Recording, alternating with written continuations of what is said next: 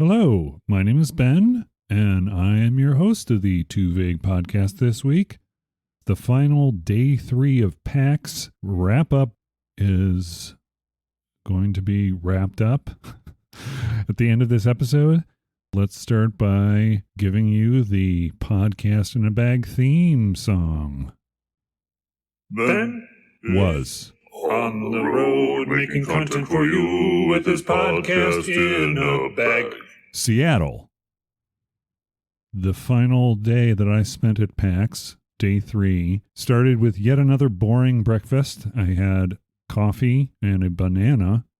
When I got to the show, I first stopped at a Japanese independent game publisher, Phoenixx Inc, who had a number of games that they were showing. I selected 3 of them, spent a little bit of time with each.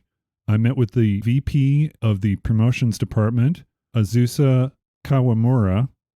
The first one I took a look at was TrinityS, which is currently in early access on Steam. It's developed by a company called IndieUs, INDIE-US, IndieUs Games.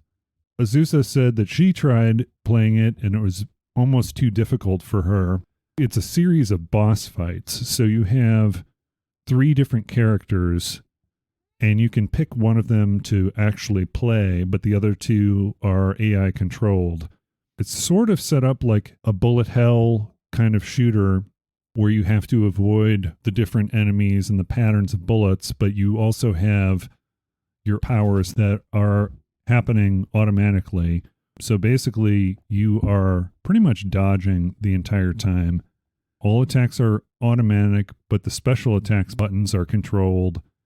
And depending on which character, their buffs occur within a certain proximity of the other character. I don't know how each character is going to grow and how their powers are going to change as it goes on. But the graphics kind of reminded me of those Nexon games of the early 2010s, like Dungeon Fighter Online, Dragon Nest, Vindictus, but really simplified. Doesn't really fit into a pay-to-win sort of model like those games were designed for, but it does feel sort of like those games, just a little bit. It's generally not my kind of game, but I do understand its appeal. A bunch of boss fights, you got to figure out the patterns and get to them. So, like I said, it's sort of a variation of a shoot 'em up, but with characters that are traditional fantasy characters. From the Steam page, here is the entry on TrinityS. TrinityS condenses the thrilling elements of MMORPG endgame encounters into a white-knuckle, boss-rush, cooperative online action game for up to 3 players. Skip the MMO level grind and face off against fearsome foes that require precise coordination to defeat. I don't think Azusa mentioned that there was the option for having 3 people playing simultaneously, but apparently you can. You can coordinate together. The next game I saw, which I was really excited about for some reason, was called Sky the Scraper. It's scheduled to be released sometime in 2024. Developed by Ryo Kobuchi. It looks very simple at first because it's the side of a building, but there is sort of a gameplay depth to it when you start playing. Looks very simple at first glance, though. You are playing the role of a window washer, appropriately named Sky, and you are swinging across the face of the dirty building and cleaning as much dirt as you can within 60 seconds. You try and clean as much of the building as possible. The more you do that, the more money you get, and you can use that money to upgrade your various powers and abilities. Your first set of missions, at least for the first week of the game, quote unquote, is to make enough money to pay your rent and not get kicked out of your apartment. But there are little minor story elements and things that harken back to your relationship building games, like you're having conversations with people, but I don't know how much that the conversations will impact your gameplay or the story. In between these buildings that you clean, you get like a little calendar that shows you for each week when you have days off and when you have cleanings. On your days off, you can choose one of 3 activities to improve your character's mood and stats. Like I said, these types of game mechanics do remind me of the Persona series of games, which I mentioned previously. The graphics have sort of a 16-bit kind of appearance. And when I first saw the game, I immediately thought of a very old 1980s game called Crazy Climber, but I'll get into that afterwards. One of the things that you see in the game are balloons floating, and that is sort of an homage, or it feels like an homage to Crazy Climber, because they were balloons that would carry you above additional levels. So in Crazy Climber, they were called Lucky Balloons. From the Steam page, here is the description for Sky the Scraper. This is a building cleaning roguelike action game about a young man named Sky who chases uncertain dreams as a building cleaner. Conquer thrilling, randomly changing high-rise stages, upgrade skills and gear with your money and will, and find your path within a 2-month limit. These are very concise descriptions on these games published by Phoenixx. The third game Azusa showed me was a game called NeverAwake. It is developed by a company called Neotro Incorporated. It originally released in September 2022 on Steam, but I believe they were showing it because it released early this year on consoles. It's a very cool sort of twin-stick shoot-'em-up where one controls your character and then the other one controls where you're shooting your gun in 360 degrees.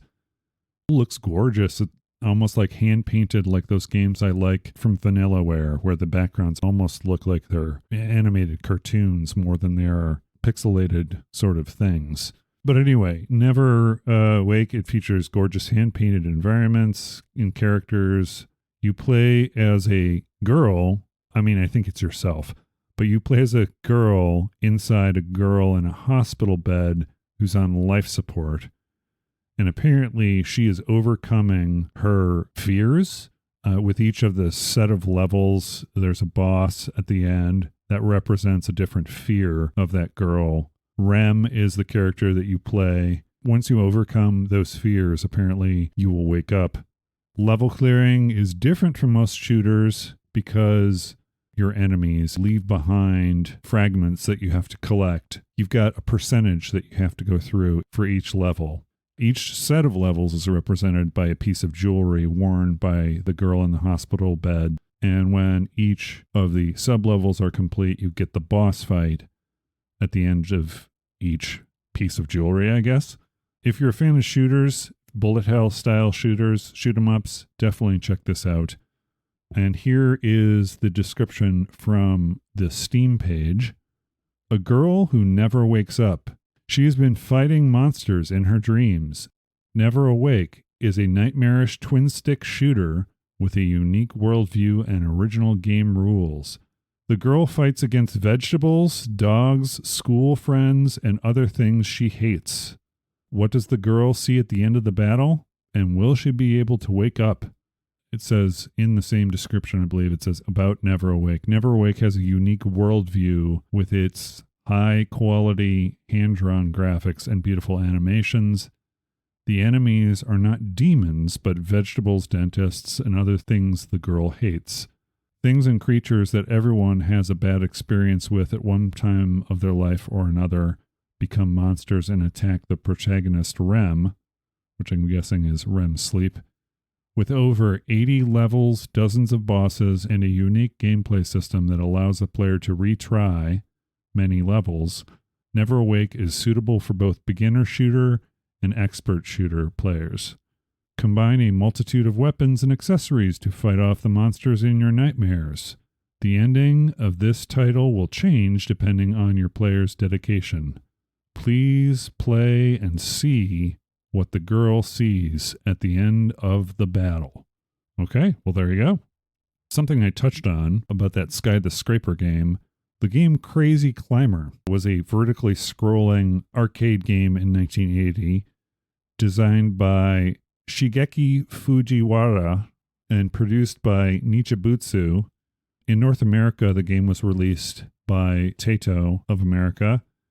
The goal of the game is you're basically climbing the side of a building. It's not like you're cleaning or anything like you are in Sky the Scraper. You scale a series of skyscrapers using 2 joysticks, one controlling the left side of your body and the other controlling the right side of your body. It is cited as the first in the quote-unquote climbing genre of games, which eventually became better known as platform games, even though there was no jumping or anything, but there was traversal on a building's surface. Crazy Climber was the 3rd highest earning arcade game in 1980 in Japan, behind Pac-Man and Galaxian. So it was really big in Japan. Although I don't think that many people heard about it here. I didn't see it in my arcade, but I did play it at other places. So Crazy Climber. So the next game I saw was a game called Extremely Powerful Capybaras. And the studio is Studio Bravarda, a Brazilian studio.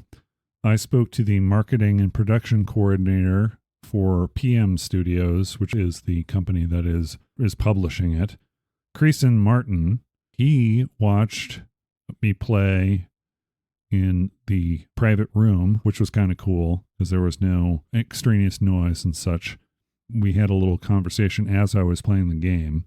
I enjoyed this game so much that I initially signed up to see multiple games, but I spent the entire time, my whole allotted 30 minutes, just playing this game.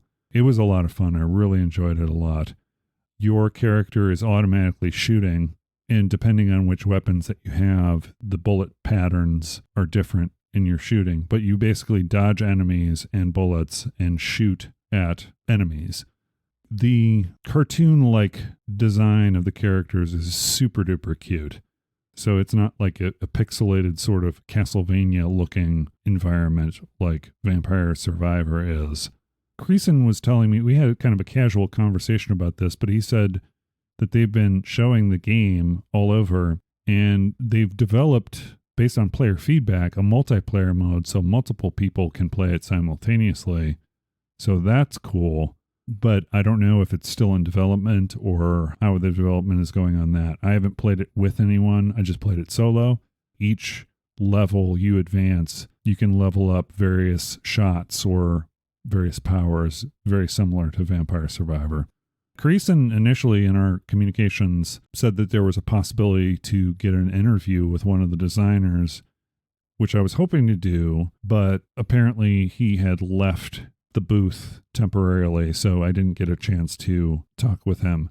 He's a Brazilian designer, and we had sort of a talk about it, and he said that it would be interesting to find out what he would have said, because it might have been a Portuguese word. Hopefully, Creason will be able to connect me with the designer, and maybe we can have an interview or something where he comes on. Here is the description from the Studio Bravarda and Extremely Powerful Capybaras press kit. Become the bullet hell as a capybara in this roguelite adventure. Brave the chaos solo or with up to 4 friends. Forge your path through hordes of enemies. Gather cappy-powering weapons and skills and embrace your inner capybara in this action-packed bullet heaven frenzy. I see what they did there. Choose from a selection of quirky capybara warriors, each with their own starting weapon.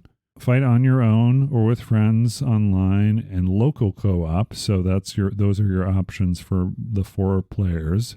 Experiment with different builds by collecting items that unlock weapons and skills. Make sacrifices to resurrect fallen friends. Chill in hot water like a true capybara before each run starts. That is Extremely Powerful Capybaras. Thank you, Creason, for showing me that. Hopefully we can get you on the show or someone involved with Studio Bravarda. That would be amazing. So here is a list, for those of you who don't know, capybara facts. The capybara, or greater capybara, of the Cavidae, or cavy family in South America. It's the largest living rodent. Its close relatives include the guinea pig, or the rock cavy. The capybara inhabits savannas and dense forests and lives near bodies of water, usually in groups of 10 to 20 individuals.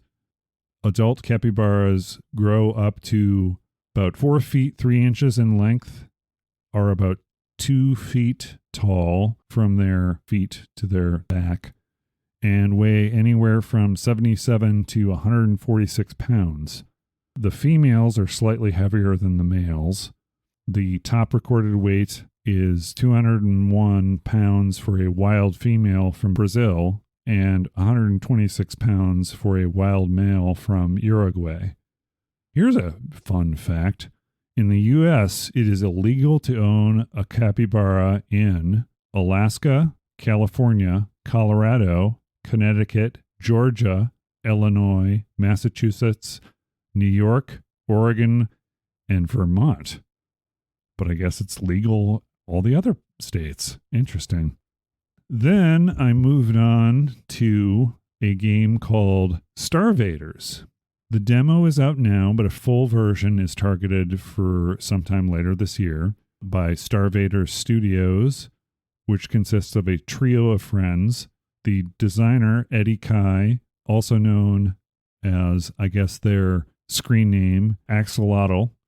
The programmer is Hassan Liu, and the art director is Jinfan Zhou, I think. I spoke with Eddie, the designer, who is really cool, very excited about his game, and the graphics looked amazing. Once again, cartoon-style graphics. One of the questions I asked other game designers at the show is if they used like physical mock-ups when they were designing or conceptualizing their games. One of the games that I did that for was Animal Country that I saw on day one. Eddie said that, yeah, he did make a physical version to kind of flesh out the rules and the complexity of the game, which was really interesting, which is what I think you would do with some of these game mechanics. I think some of them lend themselves really well to physical testing. When they created their game, they came up with a demo, which they put on itch.io. Someone saw it, and based on that alone, they got funding for a larger, more comprehensive game. So here's the game, as far as I see it. In turn-based fashion, you play your cards. There are shot cards and movement cards, and each one of those moves generates heat, and there are consequences for going over with your heat. As your enemy attacks, they move down sort of a rectangular grid in sort of a Space Invader fashion. Your job is to keep them from landing at the bottom while you're avoiding taking excessive damage. I didn't mention to Eddie that I remember when Space Invaders came out in the arcade because I was so drawn to how fun and easy to learn this gameplay was. It was pretty addictive, and there was a lot of complexity even in just the single playthrough that I had. We played through a couple of levels, and he guided me through some of the strategies to keep in mind. I had a blast. Literally had a blast in the game, of course. This game was one of the surprises of the show. I was really expecting something that was kind of generic and formulaic, but man, it was really cool. And I'm really interested in seeing the final product. It's amazingly crafted, and Eddie definitely shows that he's passionate about it in the way that he was showing me and explaining it to me. And I really hope Eddie and possibly members of his development team be on the show at some point. Thank you so much, Eddie, for showing me your game. It is amazing, and I can't wait to see the finished product. From the StarVaders press kit, here is the description. A mecha roguelike deck-building tactical shoot-'em-up, where you upgrade your deck with impactful cards and master the quick and crunchy grid tactics to save the future of humanity! ! StarVaders is a turn-based strategy game in which you pilot a mecha armor to fight swarms of alien invaders in a roguelite campaign grid-based tactical card battle. Key points: quick and crunchy, with winning runs that average out just under an hour long.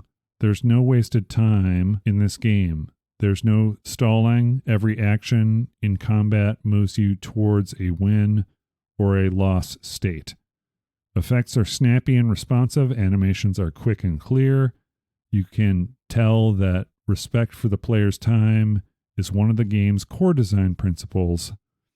Intuitive tactics. No need for hard calculations to find lethal anyone. This game moves all that complexity into spatial understanding with an extensive preview system and ability to rewind time. Your tactical decisions take the forefront of battle. Every single card is special. No picking up boring cards that are just slightly higher numbers. Because there are barely any numbers in our game, every card, every upgrade, and every artifact you gain have truly unique and impactful abilities. Rewind anything. Use your chrono tokens to rewind your turn, re-roll your rewards, restock the shop, or even re-roll which boss you encounter. Would you want to keep your tokens to focus on building synergies or save them to survive difficult encounters? So that was StarVaders. A lot of fun. Thank you so much, Eddie, for showing me this game and talking to me a little bit. And please be on the show. Eddie's nickname and or their handle is Axolotl. And for those of you who don't know, it's another animal fact. We had the capybara first, and now we have the axolotl.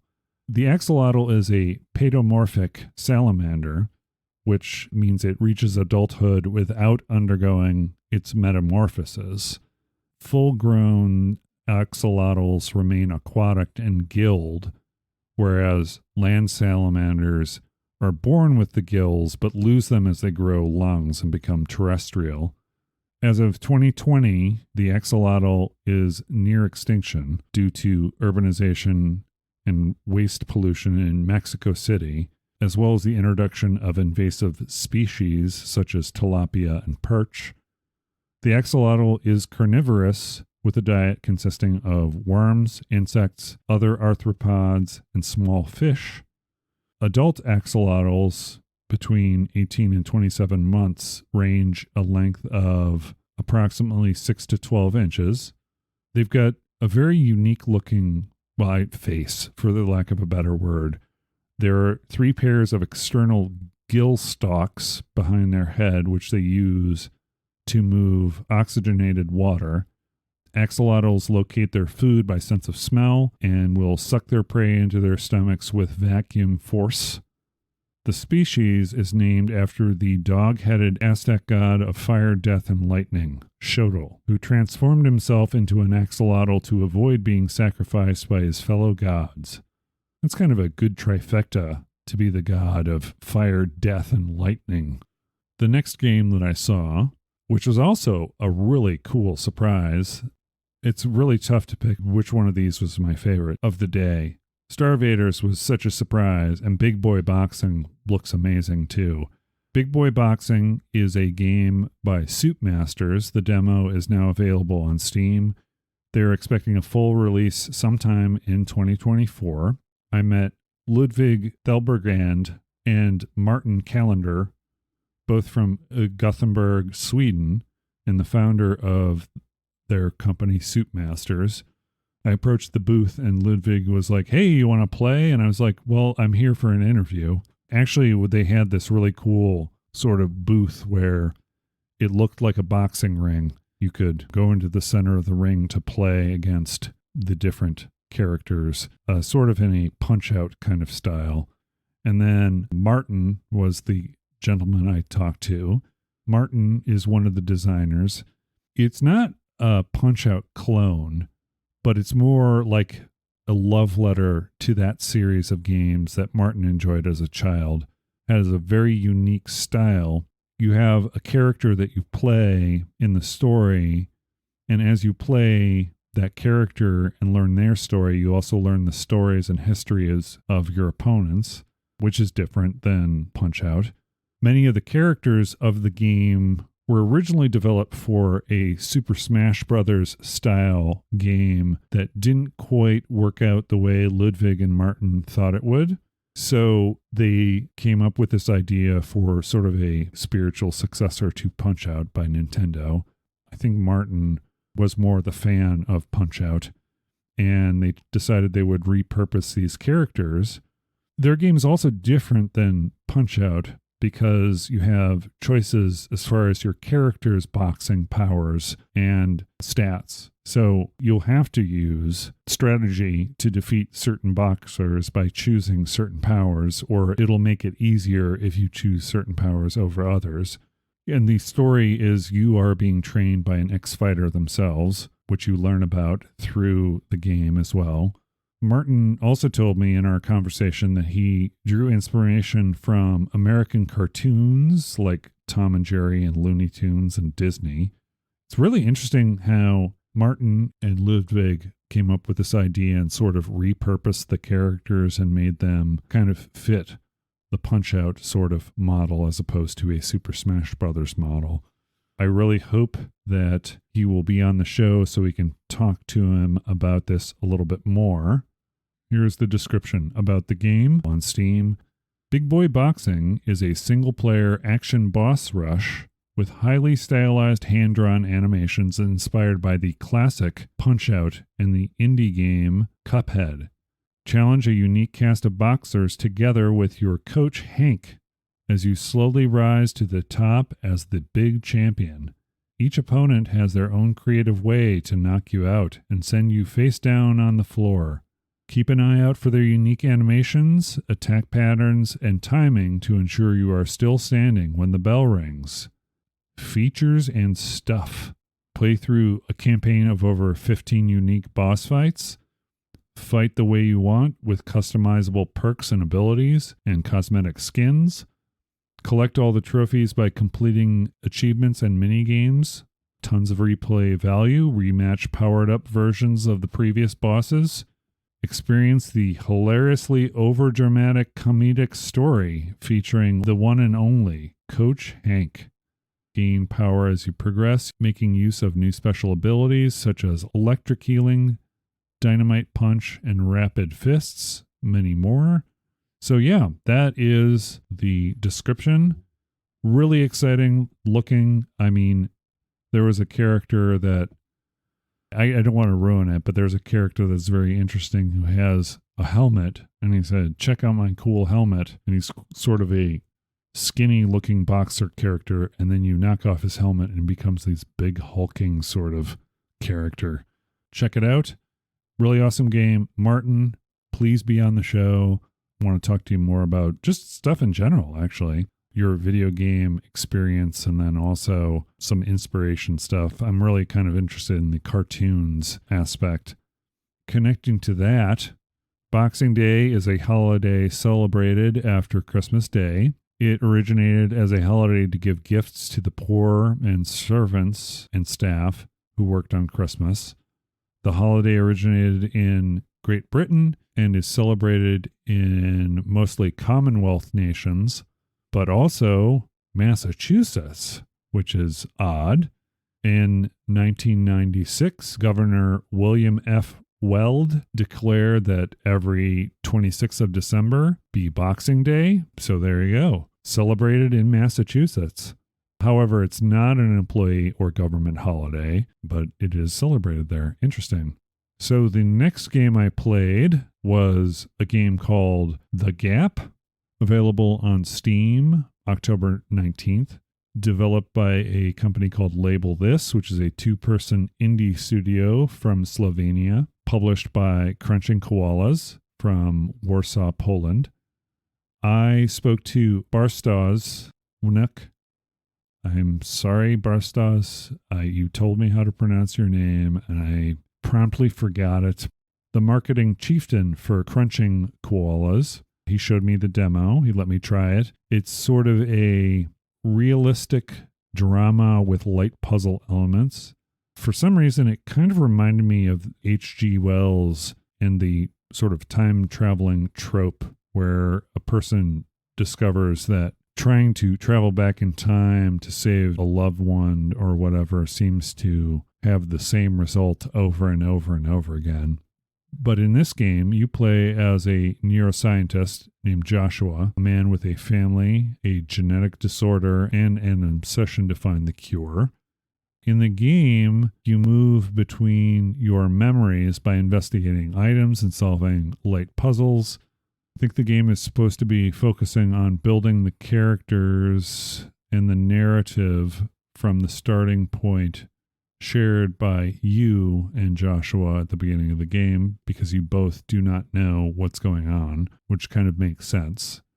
With no knowledge of your past, that's where you start, right? Bartosz gave me sort of a word of advice if I did decide to play through the game, which was prepare for an emotional ending. So I know that. So this is from the Steam page.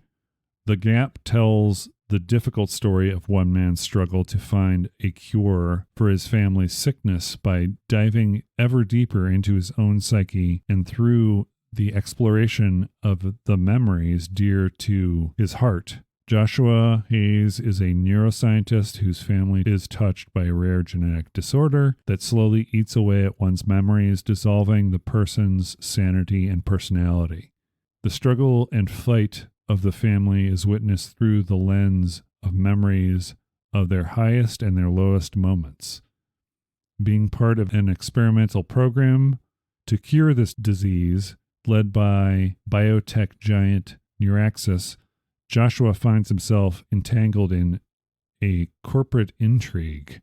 While exploring the raw, minimalist spaces, he comes across items that act as gateways to his past. In hopes of untangling the web of memories, he'll need to face a distressing question. Can he really trust himself? Thank you, Bartosz, for showing me The Gap. Here is the connection that I would recommend they change the name for. In my head, when I think of The Gap, I think of The Gap Incorporated, which is an American worldwide clothing and accessories retailer. Gap was founded in 1969 by Donald and Doris Fisher. It is headquartered in San Francisco, California. The company operates 4 primary divisions, which are Gap, Banana Republic, Old Navy, and Athleta. Gap Incorporated is the largest specialty retailer in the United States and is the 3rd in total international locations. The number of Gap employees, about 95,000 people. The next thing I checked out was, I heard about this early on, before the pandemic, I think. It was a system that was called the Playdate.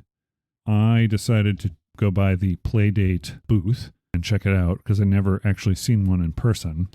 The Playdate is a handheld game console developed by Panic in collaboration with Teenage Engineering, a Swedish consumer electronics company.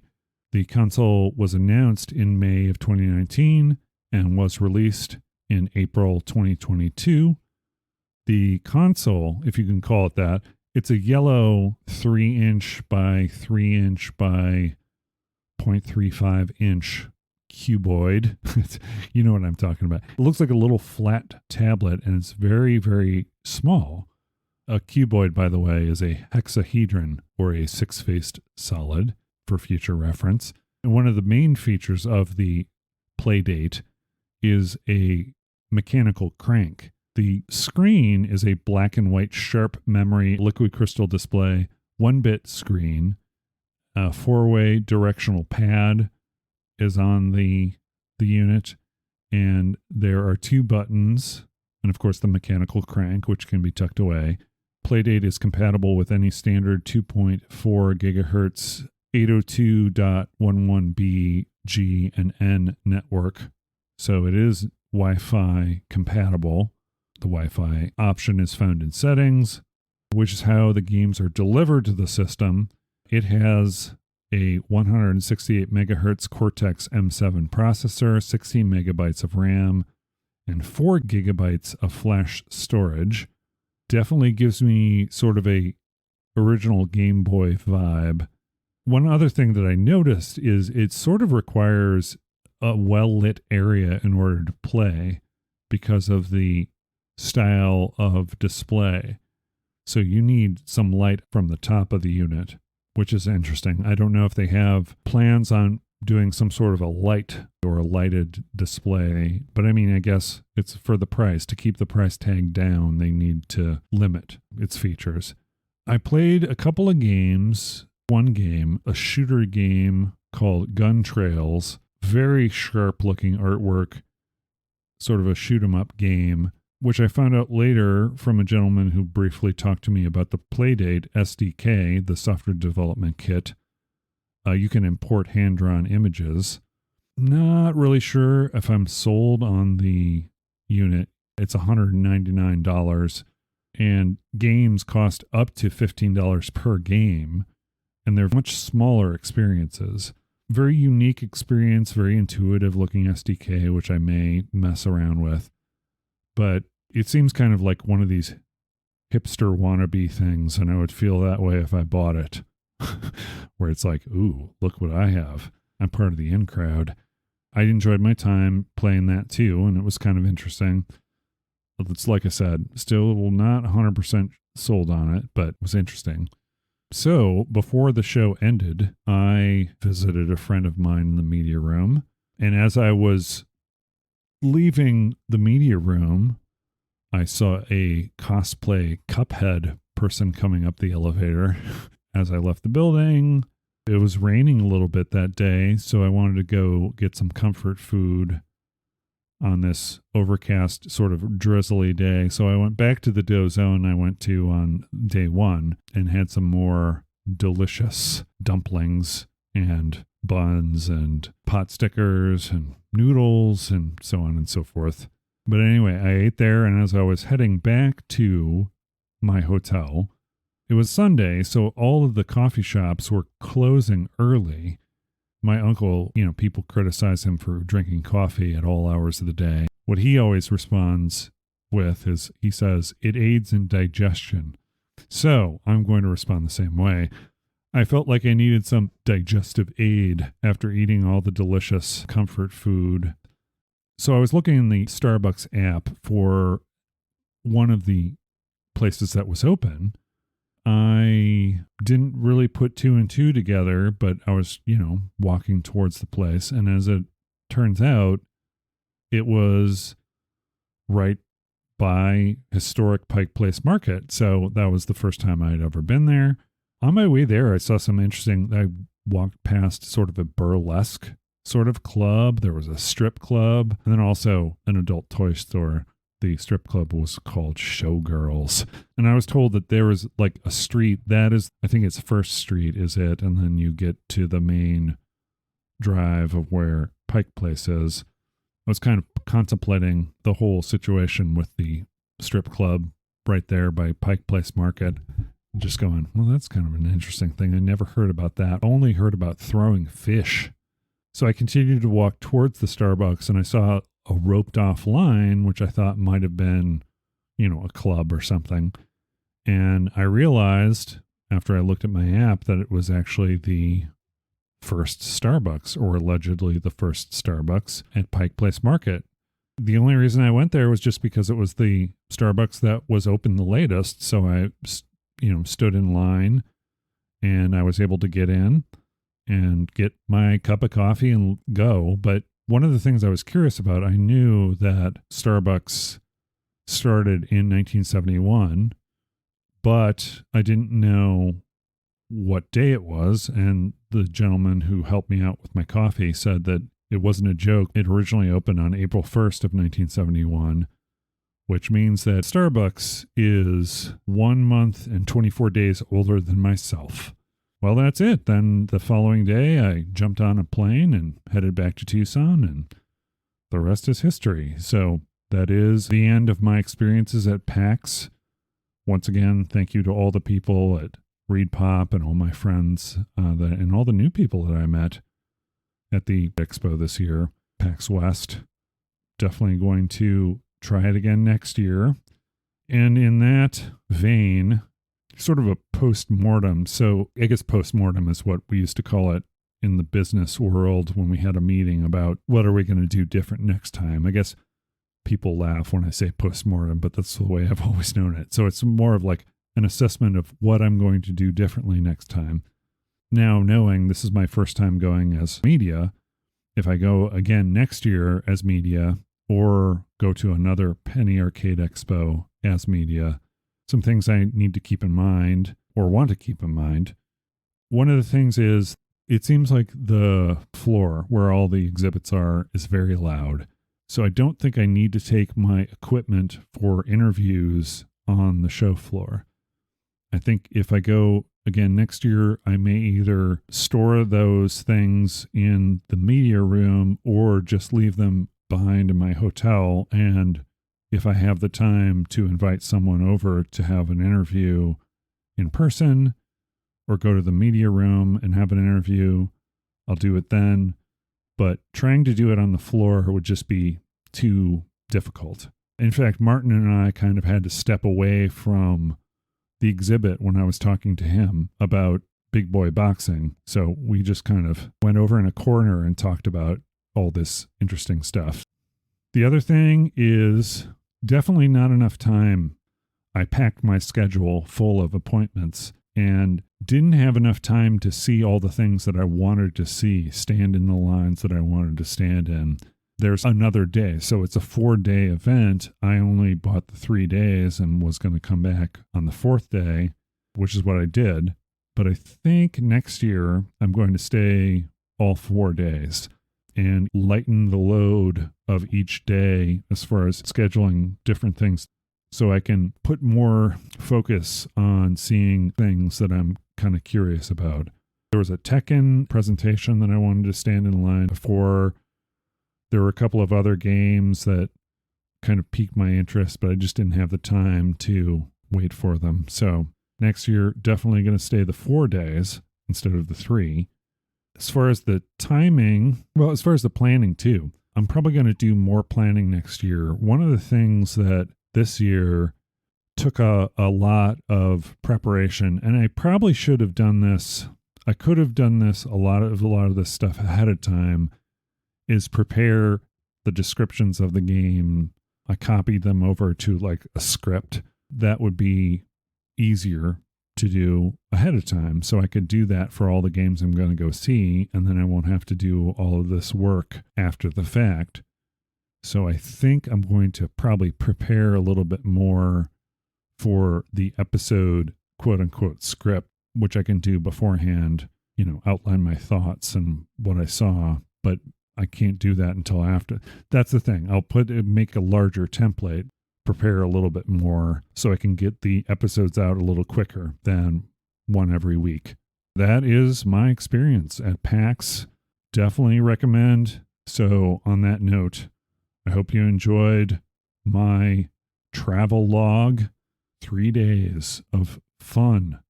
Thank you very much for joining me on this week's episode of the Too Vague Podcast. My name is Ben, and I've been your host. Have a wonderful night. Bye.